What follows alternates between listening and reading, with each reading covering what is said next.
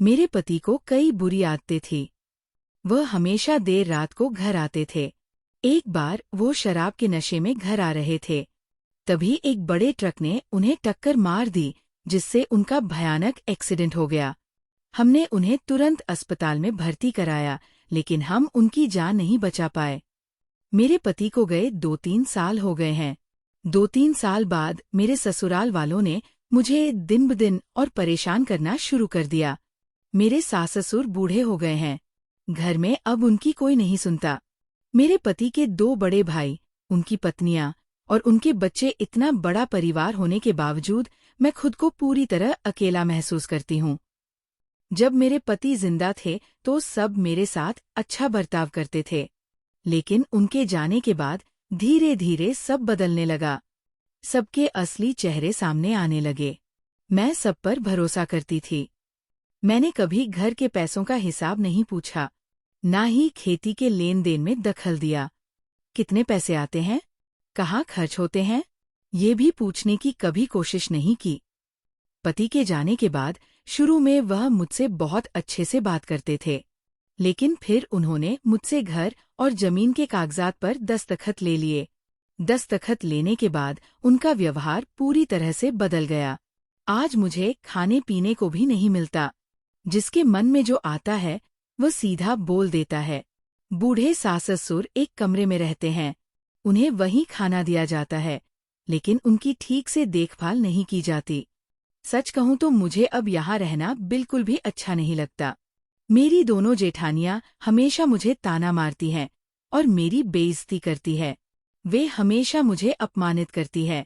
उन्हें हमेशा से यही लगता था कि मुझे इस घर में नहीं रहना चाहिए, लेकिन मैं कहाँ जाऊं? जैसा वो कहती थी, मैं वही करती थी। मैं घर का सारा काम अकेले करती थी, मानो उन्होंने मुझे घर की नौकरानी ही बना दिया था। लेकिन खैर यही मेरी किस्मत में है, ऐसा मानकर मैं सब कुछ चुपचाप सहती रही। एक दिन सुबह मेरी बड़ी जेठानी अचानक जोर जोर से चिल्लाने लगी। वो चीख चीख कर कह रही थी, मेरे सोने के गहने चोरी हो गए, मेरे गहने चोरी हो गए। उसकी आवाज से पूरा घर एक जगह इकट्ठा हो गया। सबको एक जगह बुलाया गया। तब मेरी जेठानी ने सबके सामने कहा, ये सुरेखा रात में मेरे कमरे में आई थी, उसी ने मेरे गहने लिए होंगे। सब मुझे शक की नजर से देखने लगे। मैंने साफ साफ कहा, मैं चोर नहीं हूं। मैंने किसी का कुछ भी नहीं चुराया। रात को मेरे सिर में दर्द हो रहा था, इसलिए मैं आपके कमरे में दवाई लेने आई थी और तुरंत ही चली गई थी। लेकिन फिर भी सब मुझे चोर समझकर व्यवहार करने लगे।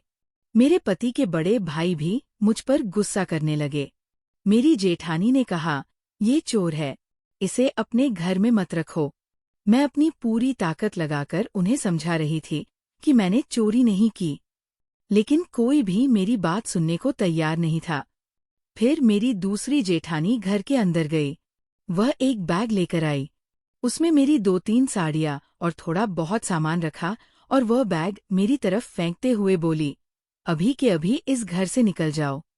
मैंने उनसे बहुत विनती की, उनके सामने हाथ जोड़े कि मुझे घर से बाहर ना निकालें। मेरी आंखों से आंसू बहने लगे। मैं रोने लगी, लेकिन कोई भी मेरी बात सुनने को तैयार नहीं था। बड़ी जेठानी ने मेरा हाथ पकड़ा और मुझे खींचते हुए घर से बाहर ले गई। तभी बाहर कुछ आसपास के लोग भी इकट्ठा हो गए, लेकिन हमारे घर के मामलों में कोई कुछ नहीं बोलता था। मेरी दोनों बड़ी जेठानियां बहुत झगड़ालू है, इसलिए उनके बारे में कोई कुछ नहीं कहता था। उन्होंने मुझे घर से निकाल दिया, लेकिन आस पड़ोस के लोग भी कुछ नहीं बोले। वह मुझे गालियां देने लगे और आसपास के लोगों से कहने लगे कि ये चोर है, इसने कल घर में चोरी की थी। मैं सबको समझाती रही, लेकिन कोई भी मेरी बात सुनने को तैयार नहीं था। आखिरकार मुझे समझ आ गया कि उन्होंने मुझे घर से निकालने के लिए ये चोरी का नाटक रचा है। मुझे ये भी समझ आ गया था कि मैं कितनी भी विनती कर लूं, वो मेरी बात नहीं मानेंगे। अब मैं वहां से रोते रोते निकल पड़ी। बार बार आगे चलते हुए मैं पीछे मुड़कर उनके चेहरों को देखती थी। उनके चेहरों को देखकर ऐसा लग रहा था कि जैसे मेरे घर छोड़कर जाने और उनके द्वारा मुझे घर से निकाले जाने से उन्हें बहुत खुशी और सुकून मिल रहा है। इच्छा न होते हुए भी मुझे घर से बाहर निकलना पड़ा। मुझे बिल्कुल अंदाजा नहीं था कि मेरे साथ ऐसा कुछ होगा, लेकिन मेरे पति इस दुनिया में नहीं थे, इसलिए मुझ पर ऐसा जुल्म हो रहा था। ये मुझे साफ साफ महसूस हुआ। मेरा गाँव छोटा था, कहाँ जाऊं कुछ समझ नहीं आ रहा था। गाँव में रहने की कोई व्यवस्था नहीं थी, और अगर मैं वहां रुकती तो लोग मुझ पर हंसते, ऐसा डर भी लग रहा था। इसलिए मैं वहां ना रुककर सीधे गाँव के बस स्टॉप पर पहुंची और शहर जाने का फैसला किया।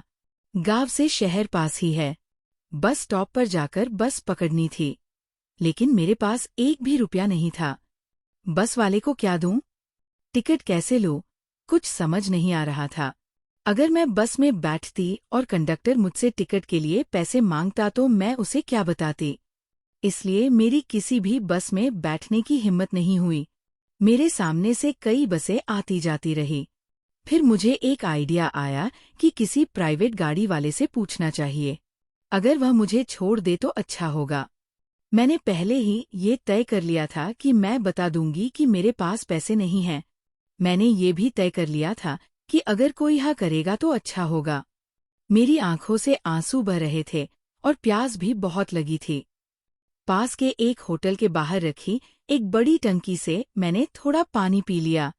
फिर मैं स्टॉप पर आकर खड़ी हो गई। कई कारें जा रही थी। मैं हर गाड़ी को हाथ देकर पूछने लगी, क्या आप मुझे शहर तक छोड़ देंगे? लेकिन कोई भी मुझे नहीं बिठा रहा था। शाम के 5 गए थे।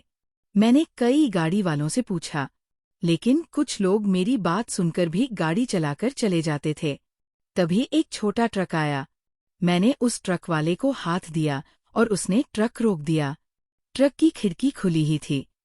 मैंने पास जाकर कहा, क्या आप मुझे शहर में छोड़ देंगे? मेरे पास पैसे नहीं हैं। उसने एक पल मेरी तरफ देखा, शायद कुछ सोचा होगा। हो सकता है उसे मेरे चेहरे पर रोने के निशान दिखे हो। मैंने तुरंत अपनी आंखें पछी और उसके सामने हाथ जोड़े। वो बोला, ठीक है, कोई बात नहीं, मैं आपको छोड़ दूंगा, लेकिन आपको शहर में कहाँ जाना है? मैंने कहा, कहीं भी चलेगा, बस मुझे शहर तक छोड़ दीजिए। जब मैंने जवाब दिया, उस बस स्टॉप से शहर लगभग 25 से 30 किलोमीटर दूर था। उसने गाड़ी का दरवाजा खोला और मुझे ड्राइवर की तरफ खिड़की के पास बैठने को कहा। मैं खिड़की के पास बैठ गई। उसने दरवाजा बंद करने को कहा और ट्रक स्टार्ट कर दिया। ट्रक मेरे गांव से आगे बढ़ने लगा। आसपास कुछ छोटे खेत थे। मैं कभी कभी उन खेतों में जाया करती थी। तब मुझे बहुत खुशी और आज़ादी महसूस होती थी। कुछ दूरी तय करने के बाद हमारा भी खेत आया जहां गेहूं की फसल लगी हुई थी। मुझे तुरंत याद आया जब मेरे पति थे। हम कभी कभी खेत में आते थे। हम कितने खुलकर एक दूसरे से बातें करते थे। कभी कभी मेरे पति प्यार से मुझे गले भी लगाते थे। लेकिन अब वो दिन बीत चुके थे। आज जो मुझ पर गम का पहाड़ टूटा था, उसे संभालना बहुत मुश्किल हो रहा था। फिर से मेरी आंखों में अनजाने में आंसू आ गए। तभी ट्रक वाले ने गाड़ी चलाते हुए मेरी तरफ देखा और पूछा, जी, क्या आपको कोई तकलीफ है? क्या आपको कोई मदद चाहिए? क्या हुआ आपके साथ? क्यों रो रही हैं आप? कुछ नहीं, मेरी आंखों में कचरा चला गया है, इसलिए आंसू आ गए। मैंने कहा। मैंने तुरंत पल्लू से अपनी आंखें पोंछ ली और जानबूझकर खिड़की के बाहर देखने लगी।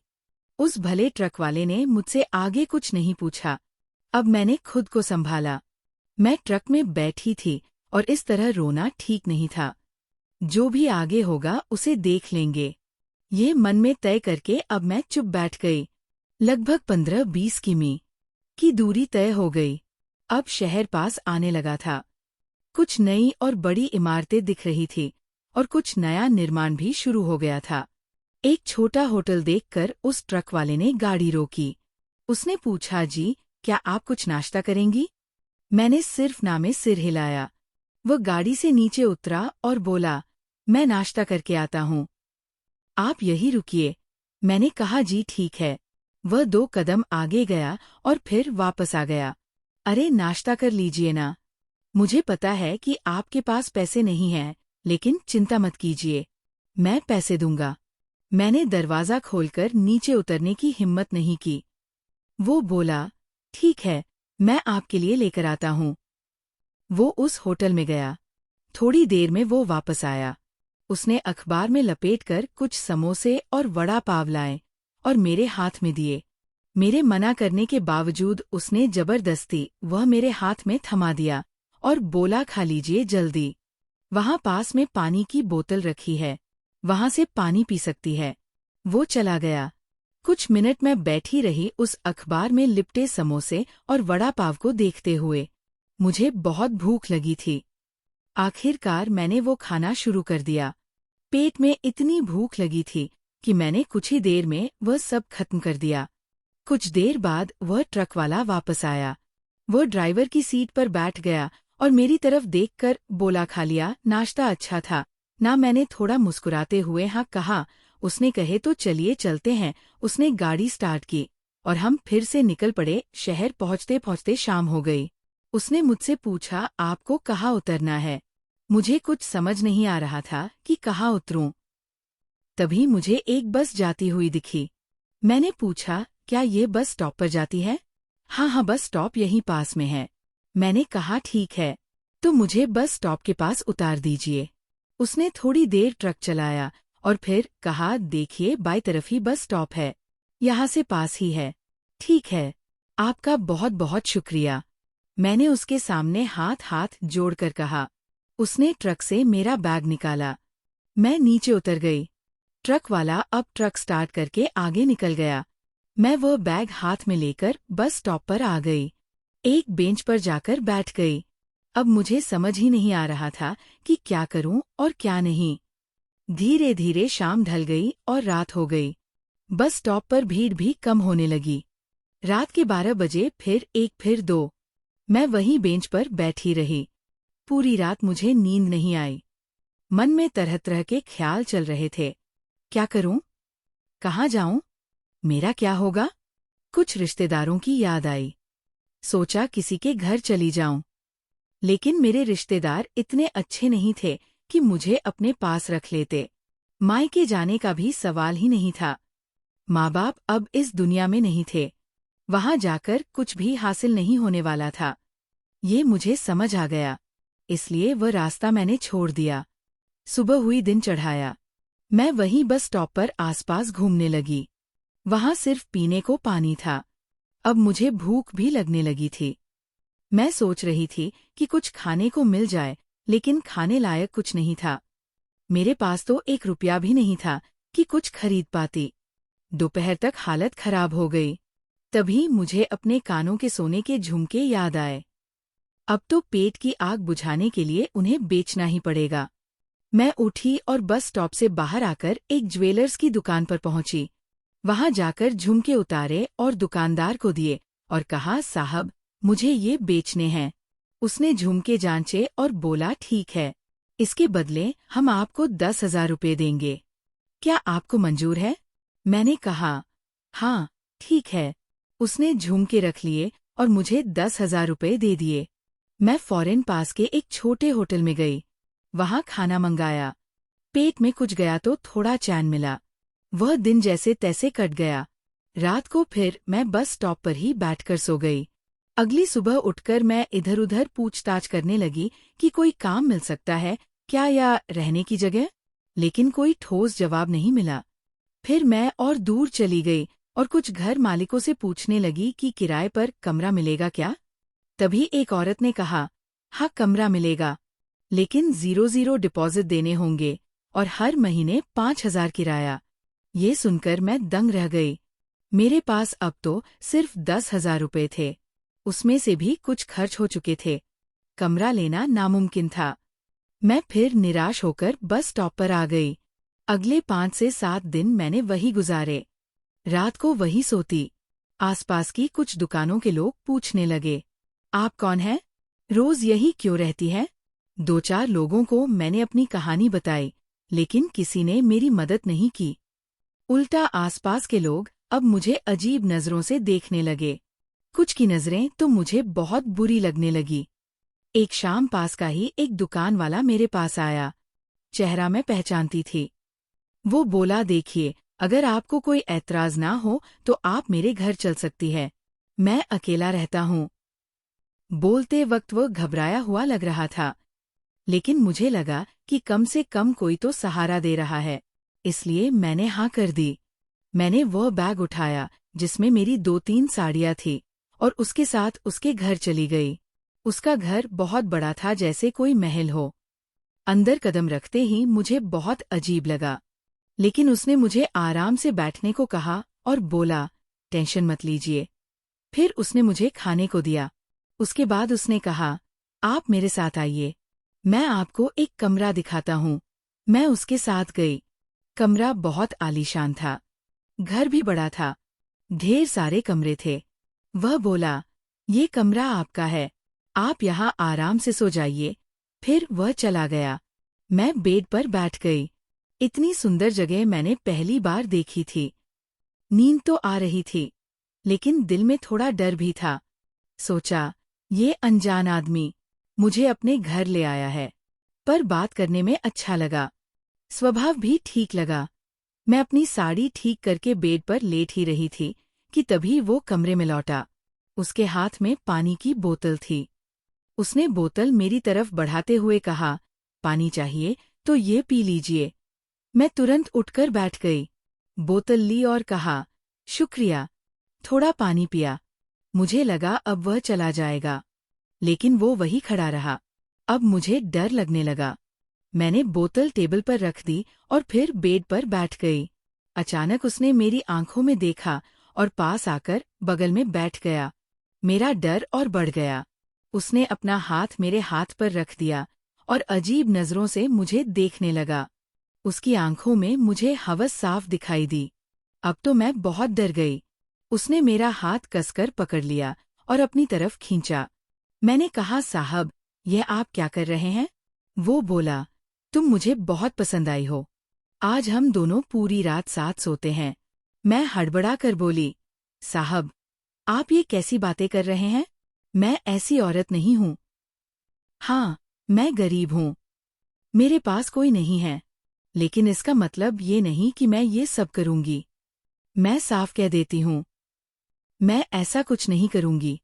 वो तुरंत बोला, तो क्या मैं तुम्हें अपने घर महारानी बनाकर सुलाने लाया हूँ? मैं उसे दूर धकेल रही थी, लेकिन वो मुझसे ज्यादा ताकतवर था। फिर भी मैं पूरी कोशिश करती रही। मैंने जोर से चिल्लाने की भी कोशिश की, लेकिन उस कमरे से बाहर आवाज जा ही नहीं रही थी। मैंने पूरी ताकत लगाकर उसे दूर धकेल दिया और उठकर खड़ी हो गई। जल्दी से पल्लू ठीक किया, लेकिन वह भी उठकर मेरे पास आया और फिर मेरा हाथ पकड़कर जबरदस्ती करने लगा। मैं बार बार उसे दूर कर रही थी।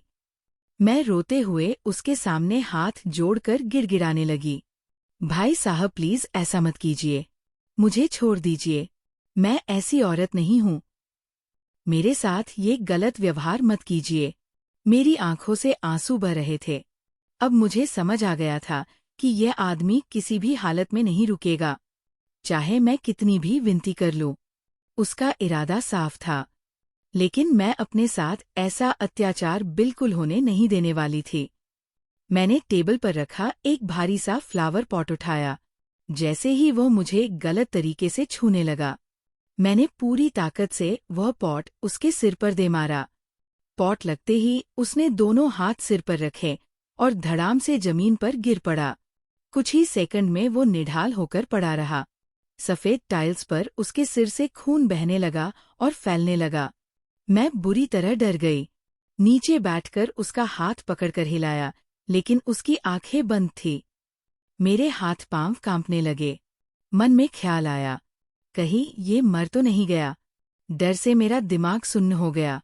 फिर अचानक ख्याल आया, चाहे वह मरा हो या जिंदा, यहाँ ज्यादा देर रुकना सही नहीं होगा। मुझे तुरंत निकलना होगा। बिना कुछ सोचे समझे सब कुछ वहीं छोड़कर मैं भागी। कमरे से बाहर निकली। घर के कुछ लाइट्स जल रहे थे। मैं सीधे मेन डोर से बाहर आई। घर बहुत बड़ा था। आगे एक बड़ा सा गेट था। मैंने गेट खोला और बाहर निकलते ही भागने लगी। लेकिन तभी दिल ने कहा, सुरेखा भाग मत, कोई देख लेगा तो शक होगा। मैं रुक गई और फिर तेज कदमों से चलने लगी। एक बार पीछे मुड़कर उस बड़े बंगले को देखा जहां मेरे साथ ये सब हुआ था। फिर चेहरा सीधा किया और सड़क पर जितनी तेज हो सकती थी उतनी तेज चलती रही। बहुत दूर आने के बाद ही मेरी सांस में सांस आई। तभी मुझे याद आया मेरी बैग तो उसके घर में रह गई। मन में सवाल उठा, क्या वापस जाकर बैग ले आऊं? लेकिन फिर डर लगा, अगर मैं वहां गई और किसी ने देख लिया या पकड़ लिया तो, और अगर वह आदमी जिंदा निकला तो मेरी हालत और खराब हो जाएगी। ये सोचकर मैंने बैग के बारे में सोचना ही छोड़ दिया और तेजी से आगे बढ़ी। काफी दूर आकर मैं एक रिक्शा स्टैंड पर पहुंची। एक रिक्शे में बैठ गई। रिक्शा वाले ने पूछा, कहाँ जाना है? मेरे दिमाग में कुछ नहीं सूझ रहा था। फिर मैंने कहा, मुझे रेलवे स्टेशन छोड़ दो। वो बोला, यहाँ से रेलवे स्टेशन बहुत दूर है, 50 रुपए लगेंगे। मैंने कहा, हाँ ठीक है, चलो।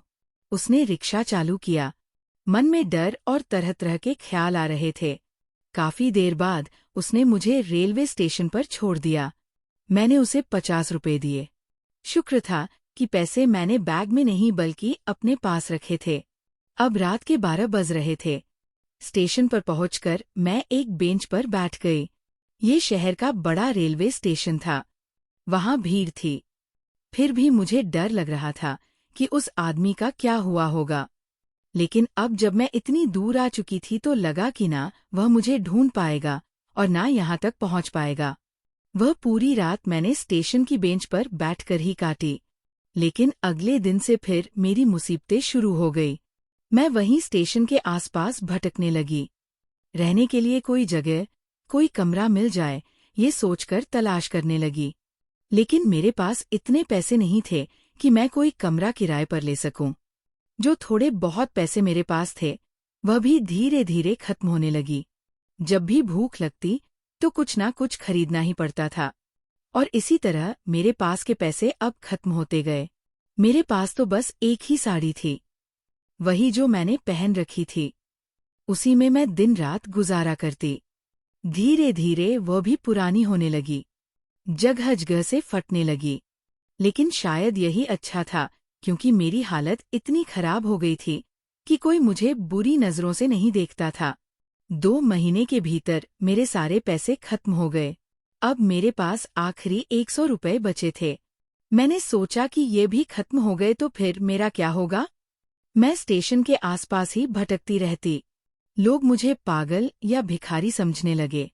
कभी कभी कोई मुझे खाने को दे देता तो कोई 1 रुपया हाथ में पकड़ा देता। मैं मजबूरी में ले लेती। एक दिन मैंने देखा, एक ट्रक खड़ा था। उसमें एक आदमी पाइनएप्पल बेच रहा था। जोर जोर से आवाज लगा रहा था, आओ पाइनएप्पल लो, सिर्फ 100 रुपए का। मुझे पाइनएप्पल बहुत पसंद था। मन किया कि एक ले लूं। लेकिन 100 रुपए में एक मतलब, अगर मैंने लिया तो मेरे पास के सारे पैसे खत्म हो जाएंगे। मैं उसके पास गई। वह मेरी तरफ नहीं देख रहा था। उसकी पीठ मेरी ओर थी। तभी एक औरत आई और उससे एक पाइनएप्पल खरीदा। उसने बड़े सलीके से पाइनएप्पल छीलकर उसके टुकड़े एक पॉलिथीन में भरकर उसे दे दिए। मैंने सोचा, अगर ये मुझे छोटा पाइनएप्पल 50 में दे दे तो अच्छा होगा। मैंने पूछा, भैया छोटा पाइनएप्पल 50 में दोगे? वह बोला, नहीं, 100 रुपए का है, कोई भी लो, 1 रुपया भी कम नहीं होगा। मैं मायूस होकर जाने लगी। तभी उसने पलटकर मुझे देखा। हमारी नजरें मिली। वह मुझे देखता ही रह गया और मैं भी। अचानक मुझे लगा मैंने इस आदमी को कहीं देखा है। फिर याद आया, अरे ये वही ट्रक वाला है जिसने मुझे गांव से शहर तक छोड़ा था।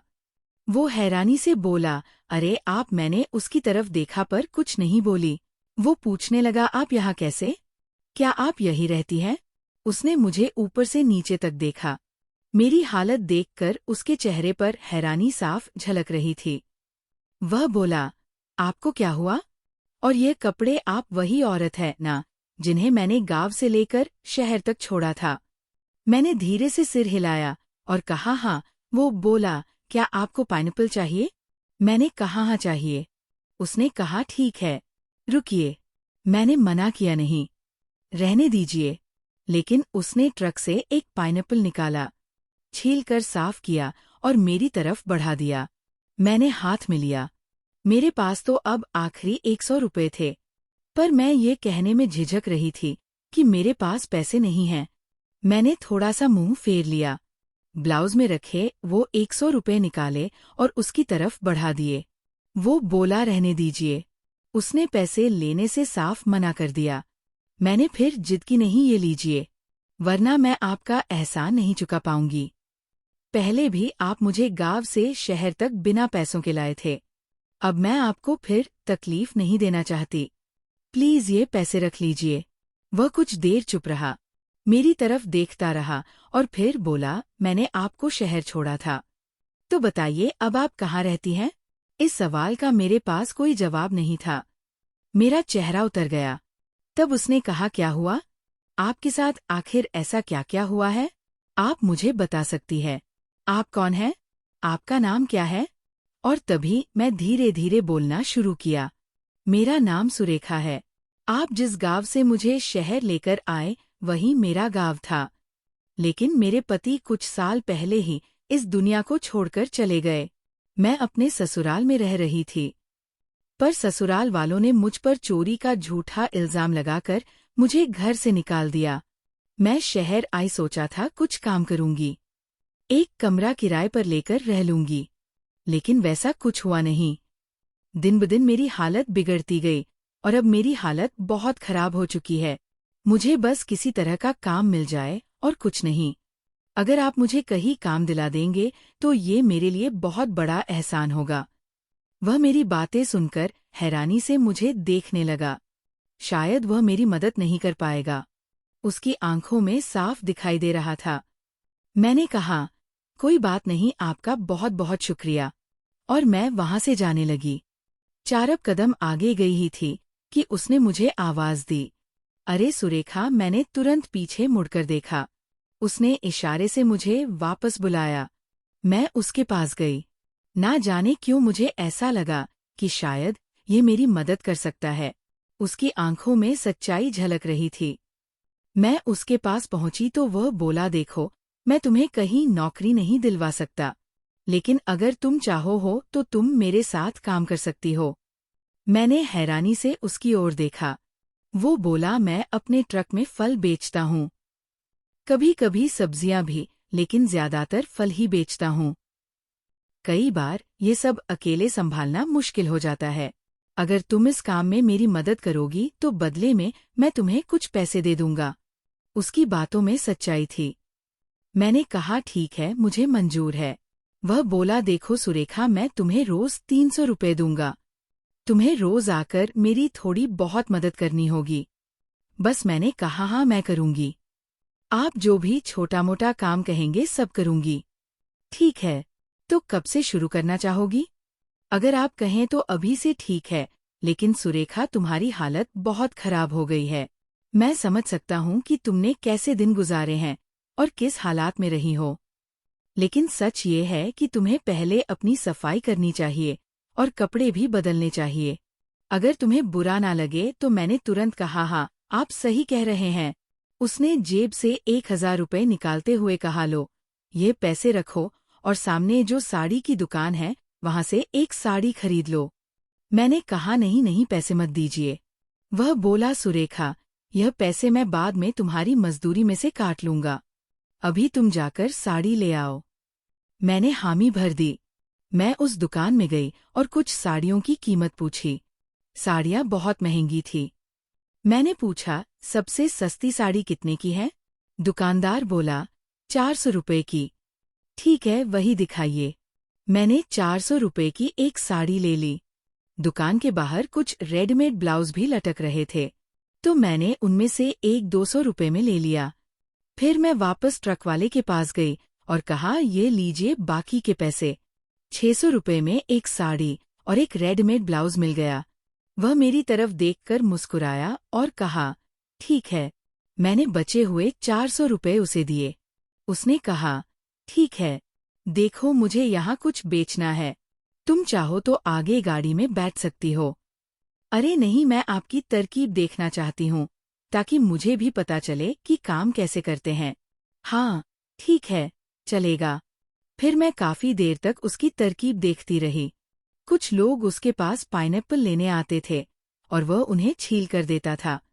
उसके पास एक बहुत ही धारदार चाकू था, जिससे वह पाइनएप्पल छील कर देता था। देखते ही देखते शाम तक सारे पाइनएप्पल बिक गए। उसके बाद उसने कहा, सुरेखा चलो, अब मैं घर जाता हूँ। हाँ ठीक है। उसने पूछा, अब आप कहाँ जाएंगी? अब मैं यहाँ से रेलवे स्टेशन जाऊंगी। वह थोड़ी देर रुका और फिर बोला, सुरेखा, अगर आपको कोई प्रॉब्लम ना हो तो आप मेरे घर आ सकती है। अब मेरे मन में अनगिनत सवाल और संदेह पैदा हो गए, क्योंकि इससे पहले मैं एक आदमी पर भरोसा करके उसके घर गई थी, और जो कुछ उसने मेरे साथ किया था वह सब मुझे याद आने लगा। लेकिन ये आदमी ईमानदार और सच्चा लग रहा था। मेरे दिल से आवाज आ रही थी कि मैं उस पर भरोसा कर सकती हूँ। थोड़ी देर सोचने के बाद आखिरकार मेरे दिल से आवाज आई, हाँ सुरेखा, तुम इस पर भरोसा कर सकती हो। फिर मैंने कहा, ठीक है, चलेगा। मैं उसकी गाड़ी में ड्राइवर के बगल में आगे बैठ गई। वहां से उसका घर ज्यादा दूर नहीं था। थोड़ी देर में हम उसके घर पहुंच गए। जब हम उसके घर पहुंचे तो मैंने उसका घर देखा। वो 2 कमरों का एक साधारण घर था। उसने मुझे अंदर बुलाया। मैंने उससे पूछा, क्या आप घर में अकेले रहते हैं? हाँ, अभी तो मैं अकेला ही हूँ। मेरी माँ बूढ़ी हो गई है। वह फिलहाल गाँव गई हुई है, बड़े भाई के पास। कुछ महीनों में वापस आएंगी। यहाँ का माहौल उन्हें ज्यादा सूट नहीं करता, इसलिए वो गाँव में ही रहती है। मैं उनसे हमेशा कहता हूँ कि यहाँ रहो, पर वो नहीं मानती। सुरेखा, बैठो यहाँ, मैं अभी आया, कहकर वो बाथरूम में चला गया। थोड़ी देर बाद वह फ्रेश होकर वापस आया। सुरेखा, मैं फ्रेश हो गया हूँ। आप जो साड़ी लाई हैं उसे पहन लीजिए, अगर आप चाह तो नहा भी सकती है। उसने ये सुझाव दिया। ठीक है। मैं वह साड़ी और ब्लाउज लेकर उस छोटे से बाथरूम में गई। वहां जाकर मैं फ्रेश हो गई। कई महीनों बाद ऐसी किसी बंद जगह में नहाने का मौका मिला था। मैंने अच्छे से नहाकर नई साड़ी और ब्लाउज पहना और बाहर आई। मुझे लगा कि वो किचन में कुछ कर रहा है। मैं अगले कमरे में जाकर कुर्सी पर बैठ गई। थोड़ी देर बाद वो वहां आया और मुझे देखता ही रह गया। मैं थोड़ी उलझन में थी और इधर-उधर देखने लगी। तब उसने कहा, सुरेखा, जब आप फ्रेश होकर कपड़े बदल लिए हैं तो आपका रूप ही बदल गया है। मैं कुछ नहीं बोली। वो बोला, देखो मैं खाना बना रहा हूँ, अब हम खाना खा लेते हैं। मैंने पूछा, क्या मैं आपकी मदद करूं? नहीं, नहीं, मैं करता हूँ। कोई प्रॉब्लम नहीं है। अरे नहीं, मुझे सब आता है, आप चिंता मत कीजिए। किचन कहाँ है? अब हम दोनों उसके घर के पीछे वाले कमरे में गए। पीछे एक छोटा सा किचन था, जहाँ उसने आटा गूंथ कर रखा था और साथ में आलू काट कर रखे थे। ये देखकर मैंने उससे पूछा, क्या आप आलू की सब्जी और रोटियां बना रहे हैं? आप एक काम कीजिए, आप सामने वाले कमरे में जाइए, मैं सब कर दूंगा। अरे नहीं, मैंने जिद की और आगे बढ़कर रोटियों का आटा लिया और रोटियां बनाना शुरू कर दिया। मैंने कहा, अरे मैं आलू की सब्जी भी बना लेती हूँ, बस मुझे बताइए कि सामान कहाँ रखा है। मैंने उससे आलू की सब्जी बनाने के लिए लगने वाला सारा सामान कहाँ रखा है पूछ लिया। थोड़ी देर में मैंने खाना तैयार कर लिया। हम दोनों ने साथ में अगले कमरे में नीचे बैठकर खाना खाया। खाना खाने के बाद मैंने सारे बर्तन समेट लिए। रात के 10 बज चुके थे। तब वो बोला, सुरेखा, आप यहाँ पलंग पर सो जाइए, मैं नीचे सोता हूँ। उसके घर के अगले कमरे में एक कोने में एक पलंग था और एक छोटा टीवी दीवार पर लगा हुआ था। 2 कुर्सियां रखी थी। घर में ज्यादा सामान नहीं था। अरे नहीं, आप पलंग पर सोइए, मैं नीचे सोती हूँ। ठीक है। उसने मुझे 2 चादरें निकाल कर दी और एक तकिया दिया। मैंने एक चादर नीचे बिछाई और तकिया सिर के नीचे रखकर वहीं सो गई। वह भी पलंग पर सो गया। कमरे की बत्ती चालू थी। मैंने दूसरी चादर ओढ़ ली और सोने की कोशिश करने लगी, लेकिन मुझे नींद नहीं आ रही थी। मेरी जिंदगी में क्या हो रहा था, मुझे कुछ समझ नहीं आ रहा था। मुझे थोड़ा डर भी लगने लगा। पहले मेरे साथ उस इंसान ने जो किया था, क्या यह भी वैसा ही तो नहीं करेगा? इसी डर की वजह से मुझे पूरी रात नींद नहीं आई। सुबह तक मैं जागती रही। अगले दिन सुबह बाहर उजाला होने लगा था।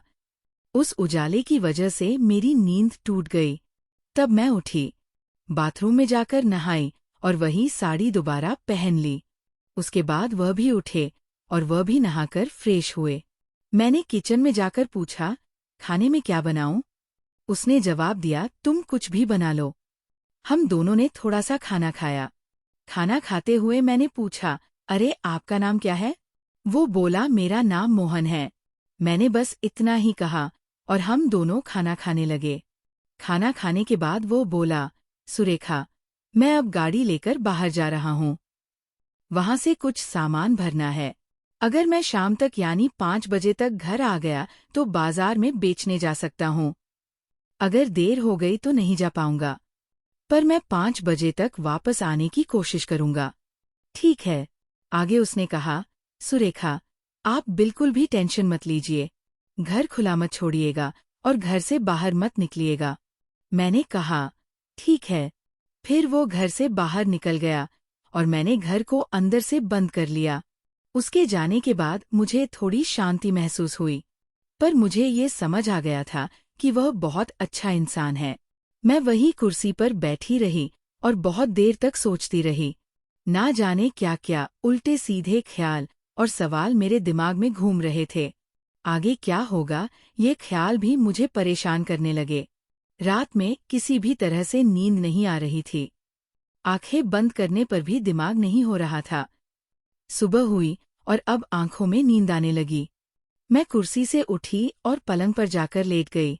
मन थोड़ा शांत हो गया था, इसलिए कुछ ही मिनटों में नींद आ गई। कितनी देर सोई पता नहीं। दरवाज़ा खटखटाने की आवाज़ आई, जिसकी वजह से मेरी नींद टूट गई। मैं दरवाजे के पास गई और दरवाज़ा खोला। सामने मोहन जी खड़े थे, इस घर के मालिक।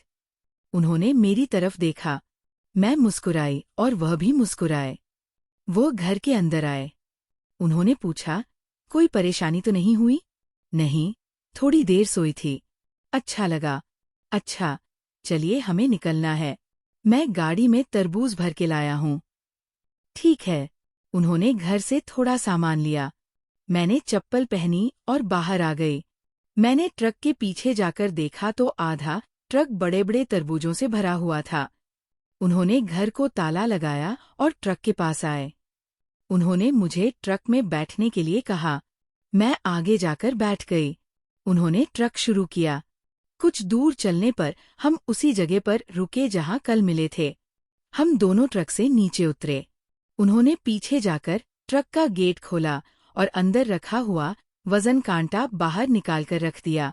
मैं उन्हें देखती रही। उन्होंने कहा, सुरेखा, सब ठीक है ना? मैंने बस सिर हिलाया। उन्होंने जोर जोर से आवाज लगाना शुरू किया। चलो तरबूज लो, 20 रुपए किलो। 5 मिनट बीत गए पर कोई भी तरबूज खरीदने नहीं आ रहा था। थोड़ी देर में हम दोनों निराश हो गए। मुझे लगा कि मेरे आने की वजह से ही शायद कोई तरबूज खरीदने नहीं आ रहा है। मुझे थोड़ा डर लगने लगा कि अगर मेरी वजह से उनका धंधा अच्छा नहीं हुआ तो वह मुझे काम पर नहीं रखेंगे। इस बात का डर मुझे सताने लगा। 10 से 15 मिनट बीत गए। लोग पास आ रहे थे, लेकिन कोई भी तरबूज नहीं ले रहा था। पास आकर देखकर चले जाते थे। मुझे टेंशन होने लगी। मैंने उनकी तरफ देखकर कहा, मोहन जी, क्या हुआ? ग्राहक क्यों नहीं आ रहे हैं? कहीं मेरी वजह से तो ऐसा नहीं हो रहा है। मोहन जी मुस्कुराते हुए मेरी तरफ देखकर बोले, ये क्या कह रही हैं सुरेखा आप बिल्कुल टेंशन मत लीजिए। देखिए थोड़ी देर में लोग कैसे आते हैं।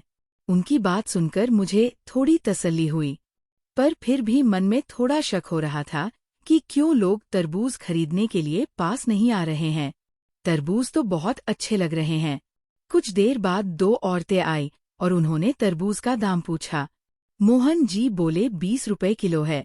उन्होंने 2-2 तरबूज लिए जो लगभग 4 से 4 किलो के थे, इसलिए दोनों ने 80 से 80 दिए। इसके बाद कुछ और आदमी और औरतें तरबूज लेने के लिए पास आने लगे और जल्दी ही भीड़ बढ़ गई। तरबूज तेजी से बिकने लगे। भीड़ बढ़ने पर मोहन जी बोले, सुरेखा, आप बस पैसे इकट्ठा करने का काम कीजिए। मैं हर किसी को जितने तरबूज चाहिए उतने तौल कर देता हूँ। ग्राहक फटाफट आ रहे थे और मैं उनसे सही पैसे ले रही थी। तरबूजों की गाड़ी तेजी से खाली होने लगी। 9 बजे तक सारे तरबूज बिक गए। कुछ लोग वापस आने लगे क्योंकि उनका कहना था कि तरबूज बहुत मीठे थे। सारे तरबूज बिकने के बाद मोहन जी और मैं पास की एक छोटी चाय की दुकान पर गए। उन्होंने चाय पीने की जिद की, इसलिए मैंने उनके साथ चाय पी। चाय पीने के बाद वह बोले, चलिए सुरेखा, अब घर चलते हैं। हम दोनों ट्रक के पास आए। जो थोड़ा बहुत सामान था उसे उन्होंने ट्रक में रखा। वह ड्राइवर की सीट पर बैठे और मैं उनके बगल में बैठ गई। मेरा ध्यान गया तो वहाँ एक बड़ा तरबूज रखा हुआ था। मैंने हैरान होकर पूछा, अरे मोहन जी, ये तरबूज यहाँ क्यों रखा है? वो हंसकर बोले, अरे सुरेखा, हमें भी तो खाना है ना, क्या सारे तरबूज बेच दे? एक अपने लिए भी निकाल कर रखा है। फिर उन्होंने गाड़ी शुरू की और हम दोनों घर आए। घर आने के बाद मोहन जी ने दरवाजे का ताला खोला और हम दोनों अंदर गए। वो हाथ पैर धोकर आए और मुझे भी फ्रेश होने के लिए कहा। वो किचन में जाकर चाय बनाने लगे। मैं फ्रेश होकर बाहर आई तो उन्होंने 2 कप बढ़िया चाय बना ली थी। वो अगले कमरे में आए। एक कप मेरे हाथ में दिया और दूसरा कप खुद ले लिया। सामने दीवार पर घड़ी थी। अब लगभग 10 बज चुके थे। चाय पीने के बाद मोहन जी बोले, सुरेखा, अब खाना बनाते हैं। मैंने उनकी तरफ देखकर पूछा, आपको भूख लगी होगी ना? वो हंसकर बोले, क्या तुम्हें भूख नहीं लगी? मैंने कहा, मुझे थोड़ी भूख लगी है। ठीक है, एक काम करते हैं, हम तरबूज काट कर खाते हैं और पास में ही एक रेस्टोरेंट है, वहां से मैं नाश्ता ले आता हूँ। जब वो घर से बाहर जा रहे थे तो बोले, सुरेखा, मैं नाश्ता लेकर आता हूँ अभी। मैंने कहा, ठीक है। वो बाहर चले गए और मैं वहीं बैठी रही। अब मेरे मन में कई ख्याल आने लगे। मोहन जी बहुत अच्छे हैं। वह मुझसे इतने प्यार और अपनेपन से बात करते हैं कि मुझे ऐसा लगने लगा जैसे हम एक दूसरे को बहुत पहले से जानते हैं। मुझे कुछ दिन पहले के दिन याद आने लगे जब मेरे पास बैठने और सोने की जगह नहीं थी। पर मोहन जी ने मुझे अपने घर में जगह दी और इतने अपनेपन से मुझसे पेश आते हैं। उनके इस व्यवहार से मेरे मन में उनके लिए और भी ज्यादा इज्जत बढ़ गई। थोड़ी देर बाद मोहन जी बाहर से आए। वो नाश्ता लाए थे। फिर हम दोनों ने साथ बैठकर नाश्ता किया।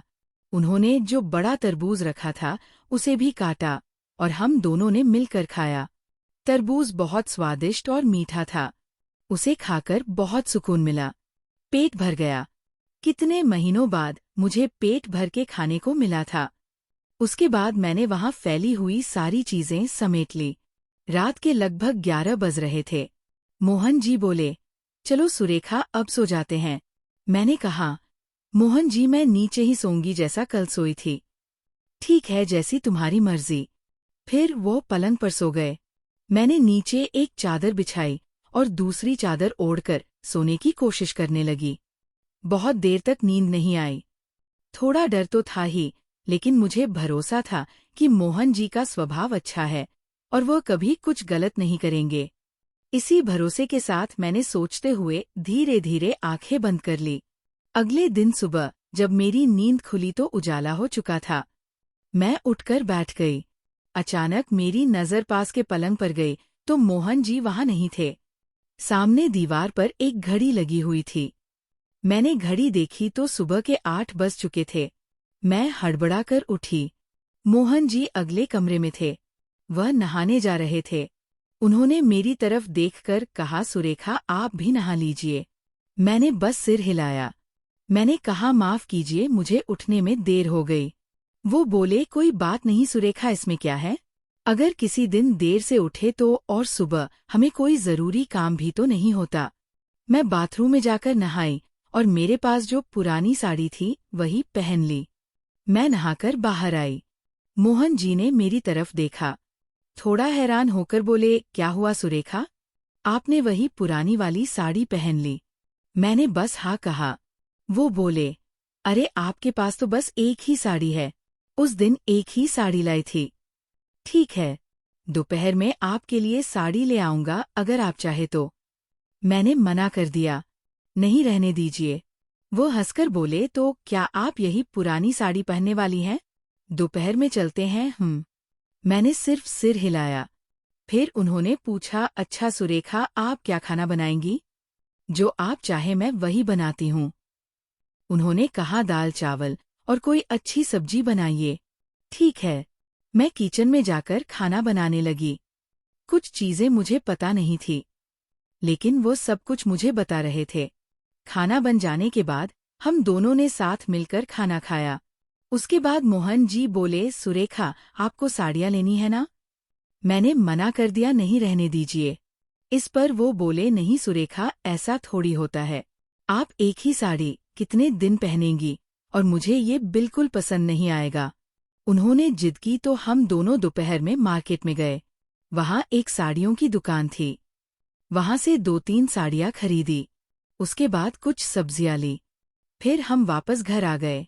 अच्छा सुरेखा, मैं जाता हूँ, बाजार से कुछ के लाता हूँ, जो मिलेगा वही फल ले आता हूँ। फिर शाम को बेचने जाएंगे। वो हंसकर बोले, हाँ ठीक है मोहन जी। मोहन जी हंसने लगे। मैंने उनसे पूछा, क्या हुआ? मैंने कुछ गलत कहा क्या? नहीं, आपने मोहन कहा ना। वो हंसे और बोले, हाँ, मुझे मोहन कहलाना पसंद आएगा। क्या मैं आपको मोहन जी कहूँ तो चलेगा? मैंने हंसकर जवाब दिया, हाँ चलेगा, कोई प्रॉब्लम नहीं है। अच्छा मोहन जी, तो क्या मैं खाना बनाकर रख दूं ताकि वहां से आने के बाद हमें बस खाने की ही चिंता रहे? वह बोले, हाँ चलेगा सुरेखा, ये अच्छा है, आप खाना बनाकर रखिए। फिर मैं खाना बनाने लगी और मोहन जी ट्रक लेकर निकल गए। खाना बनाने के बाद मोहन जी शाम को 6 बजे से पहले ही घर आ गए। फिर हम दोनों वापस ट्रक लेकर बाजार गए। मोहन जी अंगूर बेचने गए थे, जो वो भरकर लाए थे। वह पूरा ट्रक भरकर अंगूर लाए थे। शाम को यानी रात के 9 बजे तक हमने अंगूर बेचे। उसके बाद मोहन जी बोले, चलो सुरेखा, अब घर चलते हैं, बचे हुए अंगूर कल बेचेंगे। हाँ ठीक है मोहन जी। फिर हम दोनों वहां से घर आ गए। मैंने खाना पहले ही बना रखा था। उसके बाद हमने खाना खाया। वो पलंग पर सो गए और मैं नीचे सोई। अगले कुछ दिन ऐसे ही चलते रहे। मुझे मोहन जी के घर आए हुए लगभग 1 महीना हो गया होगा। तब मोहन जी बोले, सुरेखा, आपका 1 महीना पूरा हो गया है। 300 रुपए के हिसाब से 9,000 रुपए, ये लीजिए आपके पैसे। मैंने हैरान होकर मोहन जी की तरफ देखा और कहा, अरे मैं तो आपके घर पर रहती हूँ और खाती हूँ। वो हंसते हुए बोले, सुरेखा, आप खाना भी बनाती हैं और घर को भी साफ सुथरा रखती है, तो मैं उस काम के थोड़े पैसे तो दूंगा ना। आप चिंता मत कीजिए, ये लीजिए आपके 9,000 रुपए। मुझे उनसे पैसे लेने में थोड़ी झिझक हो रही थी। फिर भी उन्होंने जबरदस्ती वे पैसे मेरे हाथ में रख दिए। अरे मोहन जी, पर ये पैसे कहाँ रखूं? वह बोले, कहीं भी रखिए, जब आपको जरूरत पड़ेगी तब आप उन्हें इस्तेमाल कर सकती है। मैंने कहा, तो फिर मैं इन्हें अलमारी में रख देती हूँ, और उनके घर की एक छोटी अलमारी में वह पैसे रख दिए। अब अगले 2 महीने बीत गए। मैं मोहन जी के साथ काम कर रही थी। उनके फल बेचने के काम के बारे में मुझे बहुत कुछ सीखने को मिल रहा था। एक बार मैंने उन्हें एक सुझाव दिया, मोहन जी, अगर हम आपके फल बेचने के साथ साथ जूस बेचने का भी बिजनेस शुरू करें तो कैसा रहेगा? क्या ये संभव है? वो बोले, हाँ हो सकता है, पर फिर हमारा काम बढ़ जाएगा। मैंने उत्सुकता से पूछा, किसका जूस बेचना है? वो बोले, हम जो फल बेचते हैं उन्हीं का जूस बेचते हैं। ठीक है चलेगा, तुम्हारा आइडिया अच्छा है, लेकिन सुरेखा, हमें इसके लिए एक जूस बनाने की मशीन खरीदनी पड़ेगी। मैंने उत्सुकता से पूछा, कितने की है? वो बोले 10,000 की। फिर हम बाजार गए और एक 10,000 की जूस निकालने वाली मशीन खरीदी। वो बहुत अच्छी मशीन थी। कोई भी फल उसमें डालो तो जूस बाहर निकलता था। उसमें गन्ने का रस निकालने का भी इंतजाम था। फिर मोहन जी और मैं साथ में काम करने लगे। हम अलग अलग फलों का जूस बनाकर बेचने लगे। दिन ब दिन हमारा बिजनेस बढ़ने लगा। मैं रोज सुबह जल्दी उठती हूँ। उस दिन भी हमेशा की तरह 5:03 उठी, ब्रश किया और नहाने के लिए बाथरूम में गई। नहाने के बाद मैं सिर्फ तौलिया लपेटकर बाहर आई। मेरी हमेशा की आदत है कि मैं बाथरूम के बाहर आकर साड़ी पहनती हूँ। मैं तौलिया निकालकर साड़ी पहनने ही वाली थी कि मेरा ध्यान सामने गया। किसी के पैरों की आहट सुनाई दी। मैंने सिर ऊपर किया तो मैं चौंक गई। सामने मोहन जी खड़े थे। उन्हें देखकर मैं डर गई। उनकी नज़र मुझ पर पड़ना स्वाभाविक था, लेकिन इतनी जल्दी वह यहाँ क्यों आए, ये मुझे समझ नहीं आया। हमेशा तो वह इस समय सोए हुए होते थे। आज जल्दी उठ गए होंगे। कुछ पल के लिए मुझे कुछ समझ नहीं आया कि मैं क्या करूं। मैंने सोचा कि क्या मैं वापस बाथरूम में जाऊं, लेकिन मेरे हाथ में साड़ी थी। मैंने किसी तरह उसे कंधे पर डालने की कोशिश की, लेकिन वह फिसलकर नीचे गिर गई। मैंने सिर्फ गुलाबी रंग के चौकोर डिजाइन वाला एक तौलिया लपेट रखा था। मैंने अपने हाथों से खुद को ढकने की कोशिश की, लेकिन 2 हाथों से कितना ढकूंगी। मुझे महसूस हो रहा था कि ये कोशिश बेकार है। मैंने फिर से मोहन जी की तरफ देखा और कहा, मोहन जी, आप इतनी जल्दी यहाँ, क्या आप आज जल्दी उठ गए? वो कुछ नहीं बोले। उन्होंने मेरी तरफ एक बार देखा और तुरंत अपनी गर्दन घुमा ली। वो बोले, अरे सुरेखा, माफ करना, मेरा ध्यान नहीं था। मुझे पता नहीं था कि तुम नहाकर बाहर आ रही हो। मैं तो बस बाथरूम की तरफ आ रहा था। ठीक है, तुम अपना काम करो। इतना कहकर वह मेरी तरफ देखे बिना अगले कमरे में चले गए। उनके जाने के बाद मैंने फटाफट साड़ी पहनी। फिर मैं किचन में गई और कुछ काम करने लगी, लेकिन मुझे बहुत शर्म महसूस हो रही थी। मेरी अगले कमरे में जाने की हिम्मत नहीं हो रही थी। मैं बहुत देर तक किचन में ही काम करती रही। थोड़ी देर बाद मोहन जी की आवाज आई, सुरेखा, हो गया तुम्हारा? मैंने कहा, हाँ हो गया। फिर वो बाथरूम में चले गए। मैं अगले कमरे में आई और थोड़ी साफ सफाई की। मोहन जी थोड़ी देर में नहाकर बाहर आ गए। उनसे आंखें मिलाने में भी मुझे शर्म आ रही थी। मैं किचन में गई, चाय बनाई और कप में छान ली। मोहन जी अगले कमरे में बैठे थे। मैंने उन्हें चाय का कप दिया और वापस किचन में आकर नाश्ता बनाया। मैंने उन्हें नाश्ता दिया। वह बोले, सुरेखा, तुम भी नाश्ता करो। मैंने हाँ कहा। फिर हम अगले कमरे में बैठकर साथ में नाश्ता करने लगे। हमने टीवी चालू किया जिस पर न्यूज़ चल रही थी। मैं जानबूझकर टीवी की तरफ देखती रही। मोहन जी ने उस सुबह के बारे में मुझसे ज्यादा बात नहीं की। उन्होंने उसका कोई जिक्र नहीं किया और ना ही मैंने कुछ कहा। वह दिन ऐसे ही गुजर गया। मोहन जी अब फलों का व्यापार करते थे। मैंने उनकी गाड़ी के पास जूस बेचने का काम शुरू कर दिया। हमने वहां एक छोटी दुकान किराए पर ले ली। हमारा बिजनेस अच्छा चल रहा था। मैं अलग अलग तरह के जूस बनाती थी, जिससे धीरे धीरे ग्राहक बढ़ने लगे। दिन ब दिन हमारा धंधा बढ़ता गया। उस सुबह के बाद मैं ज्यादा सतर्क हो गई थी। अब मैं बाथरूम में ही साड़ी पहनकर बाहर आती थी, ताकि दोबारा ऐसा ना हो। एक शाम हम आगे के कमरे में टीवी देखते हुए खाना खा रहे थे। खाते समय मेरी नज़र कोने में गई। मुझे वहां 2 चूहे भागते हुए दिखे। मुझे चूहों से बहुत डर लगता है। मैं जोर से चीख पड़ी। मोहन जी ने पूछा, क्या हुआ सुरेखा? मैंने डरते हुए कहा, वहां चूहे हैं। वह हंसे, अरे चूहे तो घर में होते ही हैं। मैंने कहा, पर मुझे बहुत डर लगता है। बचपन में एक बार रात को सोते समय एक चूहे ने मेरे कान पर काट लिया था। तब से मुझे उनसे डर लगता है। उन्होंने कहा, अच्छा डरो मत, मैं हूं ना। हमने खाना खत्म किया। मैंने बर्तन समेटे, फिर सोने की तैयारी शुरू की। पर मुझे जमीन पर सोने से डर लग रहा था। मोहन जी पलंग पर सोए थे। मैंने नीचे गद्दा बिछाया, लेकिन मुझे अब डर लग रहा था। मेरी नज़र फिर कोने में गई। एक चूहा पलंग के नीचे भागता हुआ दिखाई दिया। मैं फिर से चीख पड़ी। मोहन जी पलंग पर उठकर बैठ गए। क्या हुआ सुरेखा? मैंने डरते हुए कहा। पलंग के नीचे चूहा है। वो भाग गया। अरे चूहे तो इधर उधर भागते ही रहते हैं, पर मुझे बहुत डर लगता है। मैं कैसे सोऊं? अच्छा सुरेखा, तुम पलंग पर सो जाओ, मैं नीचे सोता हूँ। मोहन जी ने बेझिझक कहा। मैंने तुरंत कहा, नहीं मोहन जी, आप नीचे और मैं ऊपर सोऊं। ये मुझे ठीक नहीं लगता। उन्होंने कहा, कुछ नहीं होता, आप आराम से ऊपर सो जाइए, लेकिन मैंने मना कर दिया। मैंने हिम्मत करके नीचे ही बिस्तर लगा लिया। मोहन जी पलंग पर सो गए, लेकिन मुझे नींद नहीं आ रही थी। 1 घंटा हो गया, फिर भी आंख नहीं लगी। इतने में एक चूहा उधर से भागता हुआ मेरे दाहिने हाथ पर चढ़ गया और मेरे ऊपर से कूदकर भाग गया। मैं डरकर जोर से चीखी और उठकर बैठ गई।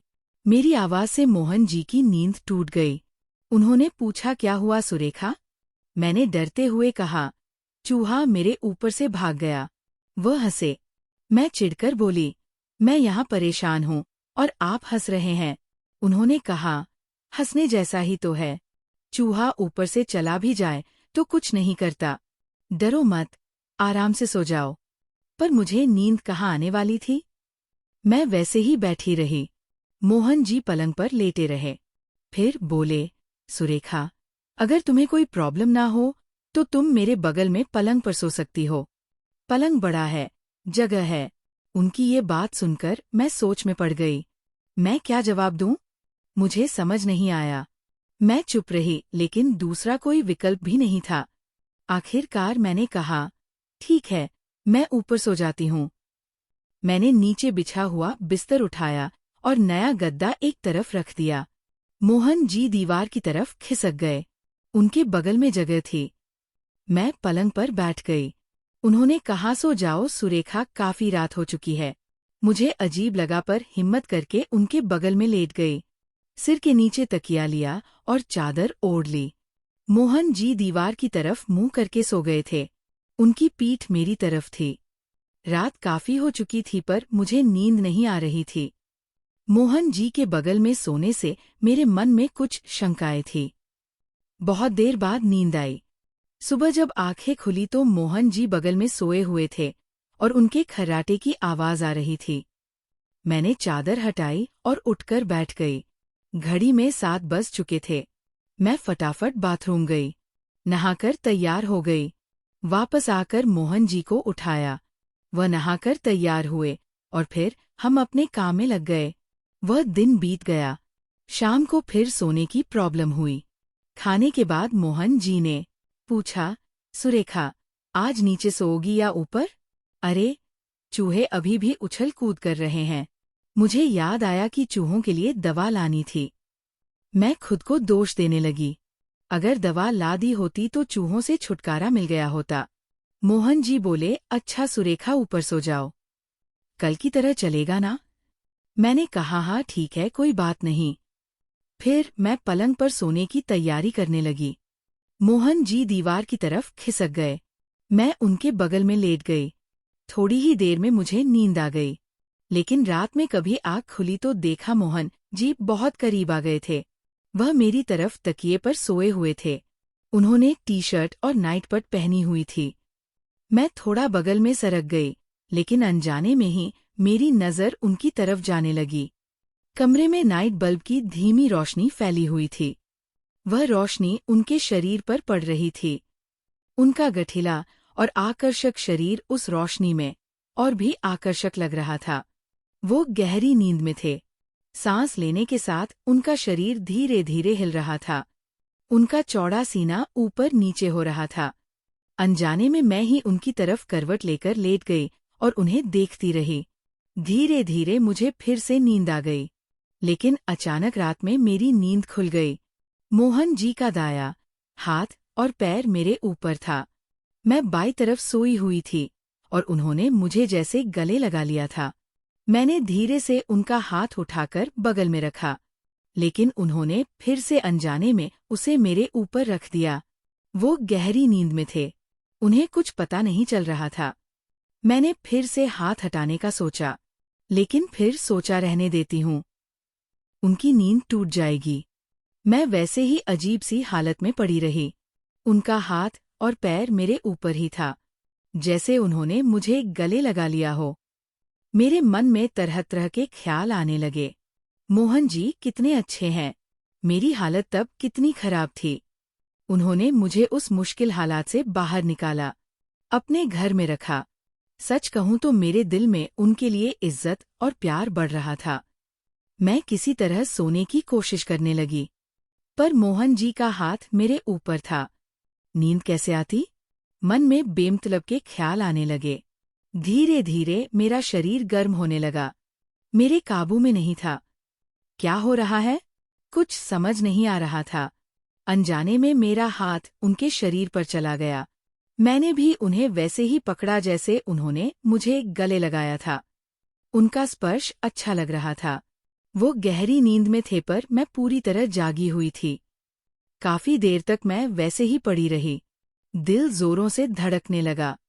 दिल में जैसे चक्कर आने वाली लहरें उठ रही थी। क्या करूं? कुछ सूझ नहीं रहा था। काफी समय बीतने के बाद धीरे धीरे कब नींद आ गई, पता ही नहीं चला। सुबह जब आंखें खुली तो खिड़की से रोशनी आ रही थी। मैंने खुद की तरफ देखा तो मैं घबरा गई। मोहन जी ने मुझे पूरी तरह से गले लगा रखा था। वह मुझे बाहों में भरकर सोए हुए थे। मैं धीरे से उनसे दूर गई और खुद को छुड़ाया। मैं वहां से उठी और बाथरूम की तरफ भागी। मैं बाथरूम में जाकर नहाने लगी। मैं अपने ऊपर ठंडा पानी डालने लगी। कितने सालों बाद मुझे ऐसा स्पर्श महसूस हुआ था, जिसने मेरे अंदर की औरत को जगा दिया था। आखिर मैं भी एक इंसान हूँ। मेरी भी कुछ जिस्मानी जरूरतें हो सकती है। मोहन जी के इतने करीब आने से मेरे मन में बेचैनी पैदा हो गई थी। मैं खुद पर काबू करके किसी तरह बाथरूम में भागी थी। मेरी आंखें अपने आप बंद होने लगी। क्या हो रहा था मुझे? पर थोड़ी देर बाद मैंने खुद को संभाला। मैंने जल्दी जल्दी सिर पर ठंडा पानी डाला। तब जाकर मेरे अंदर की हलचल शांत हुई। मैं नहाकर बाहर आई। मोहन जी उठकर पलंग पर बैठ गए थे। मैं अब घर में झाड़ू लगाने लगी। मोहन जी भी नहाकर फ्रेश हुए। उसके बाद नाश्ता, खाना और बाकी के काम शुरू हो गए। दिन भर मेरे मन में वही ख्याल घूमते रहे। रात में मोहन जी जिस तरह मुझे पास लेकर सोए थे, वह पल आंखों के सामने आने लगा। मेरे मन में अब ये सवाल उठ रहा था कि क्या मोहन जी नींद में अनजाने में मेरे पास आए थे, या उन्होंने ऐसा जानबूझकर किया था। पर सच क्या है, ये तो वही जानते हैं। मेरे दिल में अब मोहन जी ने जगह बना ली थी। उनके लिए मेरे दिल में बहुत प्यार था। उन्होंने मेरे लिए इतना सब कुछ किया था। उन्हें कभी किसी चीज का घमंड नहीं था। मैं इतनी जवान, सुंदर और आकर्षक दिखती हूँ, पर उन्होंने कभी मेरे साथ कुछ गलत करने की कोशिश नहीं की। मुझे कभी महसूस भी नहीं हुआ कि उनकी आंखों में मेरे लिए गलत भावनाएं हैं। उनकी यही बात मेरे दिल को छू गई। उन्होंने अनजाने में मेरा दिल जीत लिया था। मैं उनके साथ रहती थी, काम करती थी दिन रात, लेकिन उनका खुद पर कितना संयम था। उन्होंने कभी मेरे साथ गलत व्यवहार नहीं किया या एक मर्द होने का अहंकार नहीं दिखाया। इसके अलावा उन्होंने कभी मुझे गलत नजर से नहीं देखा या कभी गलत तरीके से नहीं छुआ। उनका यही व्यवहार, उनका यही स्वभाव, इसी वजह से उन्होंने मेरा दिल पूरी तरह से जीत लिया था।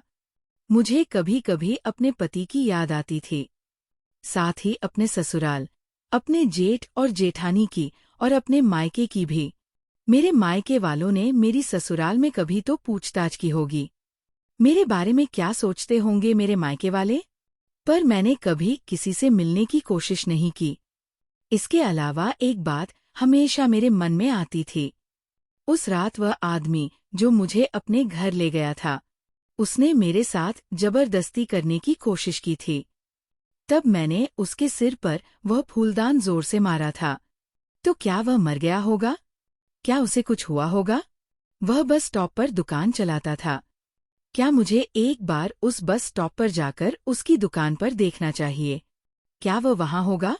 लेकिन उसके सिर से इतना खून बह रहा था कि शायद उसकी वही मौत हो गई हो। ये भी उतना ही सच है। पर जब भी मैं किसी मंदिर के पास से गुजरती या मंदिर में दर्शन के लिए जाती तो भगवान से यही प्रार्थना करती कि मेरे हाथों उस आदमी का खून ना हो, तू उसे बचा लेना। मैं अपने मन को समझाती रहती कि नहीं, वह मरा नहीं होगा, वह जिंदा होगा। ऐसा कहकर मैं खुद को तसल्ली देती रहती। अब दूसरे दिन मैंने जानबूझकर चूहों को मारने की दवा नहीं लाई। कहीं न कहीं अंदर से मुझे लग रहा था कि मोहन जी के पास उनके बगल में सोना चाहिए। उनके बगल में सोने की एक अलग ही बेचैनी थी मेरे दिल में। वहां मुझे जो सुकून मिलता था, जो हिम्मत मिलती थी मुझे, वो अलग ही थी। दूसरे दिन भी खाना होने के बाद मोहन जी पलंग पर दीवार की तरफ सरक कर सो गए। मैं उनके बगल में सो रही थी। तभी मोहन जी ने मुझसे पूछा, सुरेखा, अगर तुम्हें अच्छा नहीं लग रहा है तो मैं नीचे सो जाता हूँ। मैंने कहा, अरे नहीं, कोई बात नहीं, आप ऊपर सोइए। बस रात में इधर मत आइएगा, इसका ध्यान रखिएगा। उन्होंने कहा, ठीक है, तुम जैसा कहोगी। अब मैं आंखें बंद करके सोने की कोशिश करने लगी। मैं पीठ के बल लेटी हुई थी। मेरा दायां हाथ अनजाने में ही रवि जी के बाएं हाथ से लग रहा था, क्योंकि मैं उनके बाईं तरफ सोई हुई थी। मैंने आंखें बंद कर रखी थी। मेरा दायां हाथ अनजाने में उनके बाएं हाथ से टच हो रहा था। उनकी उंगलियां मेरी उंगलियों को छूने लगी। अगले ही पल मुझे लगा, नहीं सुरेखा, हाथ हटाओ। मैंने तुरंत ही वो हाथ थोड़ा सा बगल में खिसका लिया। अब मोहन जी की उंगलियों का स्पर्श मेरी उंगलियों को नहीं हो रहा था, लेकिन जैसे मुझे ये अच्छा नहीं लगा। अनजाने में ही मेरा हाथ वापस उनकी तरफ सरक गया। अब मोहन जी की उंगलियों को मेरी उंगलियों का स्पर्श होने लगा। मेरे हाथ की छोटी उंगली उनकी उंगलियों को छूने लगी। शायद उन्हें भी ये सब महसूस हो रहा था, पर वो कुछ नहीं बोले। मैंने आंखें बंद की और सांस लेने लगी। उस स्पर्श में एक अलग ही सुकून था। मैंने अब जानबूझकर अपना हाथ बगल में नहीं किया, उसे वैसे ही रहने दिया। थोड़ी देर में मोहन जी ने अपनी उंगलियां मेरी उंगलियों में डाल दी। मैंने तुरंत अपना हाथ बगल में खिसका लिया, पर तभी मेरी छोटी उंगली उनकी उंगलियों में फंस गई। उन्होंने मेरी छोटी उंगली को अपनी उंगलियों में बांध लिया था। वह अपनी उंगलियों से मेरी छोटी उंगली को छूने लगे। मैं आंखें बंद करके उस स्पर्श को महसूस करने लगी थी। उनके उस स्पर्श में एक अलग ही सुकून और प्यार मुझे महसूस होने लगा। मैंने तिरछी नजर से अपनी दाईं तरफ देखा तो मुझे महसूस हुआ कि मोहन जी अपनी आंखें खोल रहे हैं, यानी वो सोए नहीं थे। अब उनकी और मेरी सांसें तेज होने लगी थी। शायद जो मैं महसूस कर रही थी, वही उन्हें भी महसूस हो रहा था। ये मुझे समझ आने लगा। मेरे दाहिने हाथ की छोटी उंगली उनके बाएं हाथ में लेकर वो धीरे धीरे उसे छू रहे थे। उनकी उंगलियों के हर स्पर्श में एक अलग ही प्यार महसूस हो रहा था। पर अब मेरी हालत बहुत खराब होने लगी थी। ऐसा लग रहा था कि अभी उनके बगल में जाऊं और उन्हें कसकर गले लगा लूं। पर मैंने ऐसा कुछ नहीं किया। मुझे डर भी लग रहा था कि कहीं मोहन जी मेरे ज्यादा करीब तो नहीं आ जाएंगे। पर उनका अपने मन पर बहुत संयम था। उन्होंने ऐसा कोई काम नहीं किया जो मुझे पसंद न आए। करीब आधा घंटा हम ऐसे ही लेटे रहे, पर मुझे नींद नहीं आई। नींद कहाँ से आती? मुझे तो ऐसा लग रहा था कि मोहन जी मुझे अपनी बाहों में ले लें, पर उन्होंने ऐसा कुछ नहीं किया। काफी देर बाद उनके मुंह से शब्द निकले, सुरेखा सो गई क्या? मैं तो जागी ही थी। मैंने कहा, नहीं मोहन जी, नींद नहीं आ रही है। आप नहीं सोए क्या? नहीं सुरेखा, मुझे भी नींद नहीं आ रही है। सुरेखा, एक बात पूछूं? हाँ पूछिए। सुरेखा, क्या आपको मेरे बगल में सोने से डर नहीं लगता? मतलब मोहन जी, मैं समझी नहीं।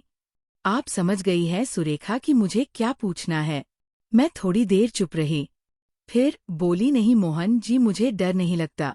उसके बाद मैंने कहा, मोहन जी सच कहूं तो आपने मेरी जो मदद की है, मुझे जो सहारा दिया है, मैं आपका ये एहसान जिंदगी में कभी नहीं चुका पाऊंगी, ऐसा मुझे लगता है।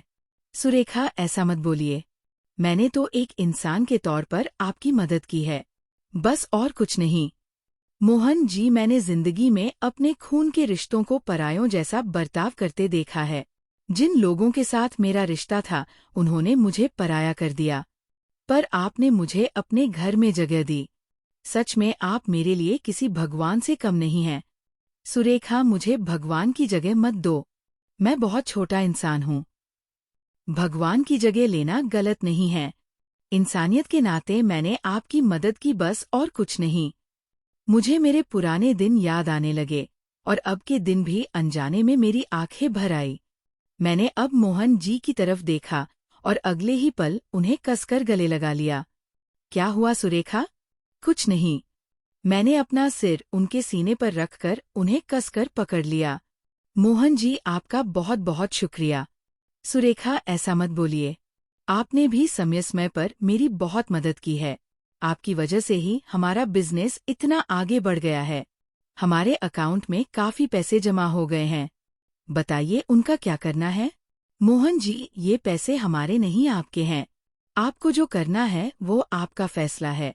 मोहन जी ने भी मुझे प्यार से अपनी बाहों में भर लिया। हम एक दूसरे की आंखों में देखने लगे। मैंने उनका हाथ अपने हाथ में लिया और धीरे से अपने होठों से एक किस किया। मुझे उन्हें अपनी बाहों से छोड़ने का मन नहीं कर रहा था। ऐसा लग रहा था कि उन्हें ऐसे ही पास लेकर सो जाऊं। पर फिर भी मैंने खुद को संभाला और धीरे से उनसे थोड़ी पीछे हट गई। मोहन जी बोले, सो जाइए अब। बहुत देर हो गई है। मैंने कहा, ठीक है। अब मैंने आंखें बंद करके सोने की कोशिश की, पर मुझे नींद नहीं आ रही थी। कुछ देर बाद मैं अपने आप ही मोहन जी के करीब गई और उन्हें गले लगा लिया। शायद वो सो रहे थे। उसके बाद मुझे कब नींद आई, मुझे पता ही नहीं चला। अगले दिन जब सुबह मेरी आँख खुली तो मैं मोहन जी से पूरी तरह लिपटी हुई थी और उन्होंने भी मुझे अपनी बाहों में भर रखा था। मैं धीरे धीरे उनसे अलग हुई और बाथरूम में जाकर नहाने लगी। अब मेरे मन में तरह तरह के ख्याल आने लगे थे। मैं मोहन जी को बहुत पसंद करती थी, पर उनके दिल में मेरे लिए क्या है, ये जानना भी उतना ही जरूरी था। पर मुझे महसूस हो रहा था कि वह मुझे पसंद करते हैं। उनके व्यवहार और बातों से ये साफ था। नहाने के बाद मोहन जी भी उठ गए और फिर हमारी दिनचर्या शुरू हो गई। दोपहर में हम अपनी दुकान पर गए। वहां मोहन जी फल बेच रहे थे और मैं फलों का जूस। दोपहर के समय ग्राहक थोड़े कम थे, शांति थी। तभी मोहन जी मुझसे बोले, सुरेखा, मुझे आपसे कुछ कहना है। मैंने कहा, हाँ बोलिए। सुरेखा, एक बात कहूँ? हाँ कहिए ना। सुरेखा, आप मुझे बहुत पसंद हैं। मोहन जी ने बिल्कुल मेरे दिल की बात कह दी थी। मैं तो उनके ऐसा बोलने के पल का ही इंतजार कर रही थी। मेरी खुशी का कोई ठिकाना नहीं था, पर मैं वो खुशी जाहिर नहीं कर सकती थी। मैं चुप रही। तब मोहन जी बोले, क्या हुआ सुरेखा? क्या मैंने कुछ गलत कह दिया? नहीं मोहन जी, सच कहूँ तो आप भी मुझे बहुत पसंद हैं। हमारी बातें चल रही थी। अब ऐसा लग रहा था कि ये समय कभी खत्म ना हो। मोहन जी और मैं बस ऐसे ही एक दूसरे से बातें करते रहे। पर तभी दुकान पर ग्राहक आए और हम उन ग्राहकों को जूस और फल देने में व्यस्त हो गए। बाद में मोहन जी के मोबाइल पर कॉल आया। वह काफी देर तक कॉल पर बात कर रहे थे। बात करते करते मुझे महसूस हुआ कि वह अपनी माँ का जिक्र कर रहे हैं। थोड़ी देर बाद मोहन जी ने फोन काट दिया। मैंने उनसे पूछा, क्या हुआ मोहन जी? आपकी माँ का कॉल था क्या? हाँ, मेरी माँ का ही था। क्या कह रही थी आपकी माँ? अरे सुरेखा, कुछ नहीं, माँ 2 दिन में हमारे पास आ रही है। अब मैं घबरा गई। मैं उन्हें क्या जवाब दूं? मुझे कुछ समझ नहीं आया, पर मैंने चेहरे पर झूठी मुस्कान लाते हुए कहा, हाँ, ठीक है मोहन जी, बहुत बढ़िया है। फिर मोहन जी और मैं अब अगले काम में व्यस्त हो गए, पर अब मेरे मन में डर लगने लगा था। मोहन जी की माँ घर आने पर मुझे देखकर क्या कहेंगी? वह मेरे बारे में क्या सोचेंगी? वो मुझे घर में रहने देंगी या नहीं? आगे क्या होगा? इसकी चिंता मुझे सताने लगी। शाम तक मैं अपने ही ख्यालों में खोई रही। तभी मोहन जी ने शाम को मुझसे कहा, सुरेखा, क्या हुआ आपको? क्या कोई चिंता है? कुछ नहीं, उन्होंने कहा। सुरेखा, आप खुलकर बोल सकती है। मैंने कहा, मोहन जी सच कहूं तो? हाँ, बताइए ना। मोहन जी, मुझे डर लग रहा है। आपकी माँ आने के बाद मुझे कुछ कहेंगी तो नहीं? वह आपसे पूछेंगी कि ये औरत कौन है, घर में क्यों रहती है, कहाँ से आई है? तो आप क्या कहेंगी? और अगर उन्हें मेरा आपके घर में रहना पसंद नहीं आया तो? उन्होंने कहा, सुरेखा चिंता मत कीजिए, मैंने माँ को आपके बारे में पहले ही बता दिया है। मेरी माँ का स्वभाव बहुत प्यारा है। एक बार आप उनसे मिलेंगी, उसके बाद आपके के सारे सवालों के जवाब मिल जाएंगे। मोहन जी के ऐसा कहने के बाद मेरा मन थोड़ा हल्का हुआ, पर फिर भी मन में थोड़ी सी घबराहट थी ही। दूसरे दिन मोहन जी की माँ घर आई। जब उनकी माँ घर आई तो मोहन जी उन्हें लेने के लिए रेलवे स्टेशन गए थे। जैसे ही वो घर में आई, मैं तुरंत उनके पास गई और उनके पैर छूकर मोहन जी की माँ को नमस्ते किया। उन्होंने मुझे एक नज़र देखा और कहा, सुरेखा कैसी हो? मैं ठीक हूँ। आप कैसी हैं? मैं भी ठीक हूँ। उन्होंने आगे कहा, सुरेखा, इतने महीने मतलब करीब 1 साल मैं वहाँ अपने बड़े बेटे के पास थी, पर मैंने मोहन से तुम्हारे बारे में काफी कुछ सुना है। अच्छा माँ, रुकिए, मैं आपके लिए पानी लाती हूँ। मैंने मोहन जी की माँ को पानी दिया, उनके लिए चाय बनाई, फिर बढ़िया खाना बनाकर रख दिया था। हम तीनों ने मिलकर साथ में खाना खाया। मोहन जी की माँ का स्वभाव बहुत ही प्यार भरा और नरम है, ये मुझे उनकी बातों से समझ आने लगा था। मोहन जी की माँ को आए हुए अब 3-4 दिन हो गए थे। एक बार सुबह हम चाय पी रहे थे, तभी मोहन जी की माँ ने हम दोनों को बुलाया और कहा, अरे तुम दोनों ऐसे साथ में रहते हो और कितने दिन ऐसे ही रहोगे? तुम लोगों ने कुछ सोचा है या नहीं? मैंने हैरानी से उनकी तरफ देखा। मोहन जी बोले, अरे माँ, मैं ठीक से समझा नहीं, तुम क्या कहना चाहती हो? मोहन जी की माँ हंसते हुए बोली, अरे तुम दोनों कितने भोले हो, तुम दोनों कभी एक दूसरे से नहीं कहोगे कि तुम्हारे दिल में क्या है, पर मैंने 3 दिनों में ही सब कुछ पहचान लिया है, तुम दोनों को असल में क्या चाहिए। उसके बाद मोहन जी की माँ ने जो कुछ कहा उसे सुनकर मेरी खुशी का ठिकाना नहीं रहा। मोहन जी भी बहुत खुश हुए। दोस्तों, उम्मीद है कि आपको हमारी कहानी पसंद आई होगी। अगर कहानी पसंद आई तो वीडियो को लाइक करें। अगर आप चैनल पर नए हैं तो सब्सक्राइब जरूर करें, और हाँ, अगली अपडेट सबसे पहले पाने के लिए नोटिफिकेशन बेल जरूर दबाएं।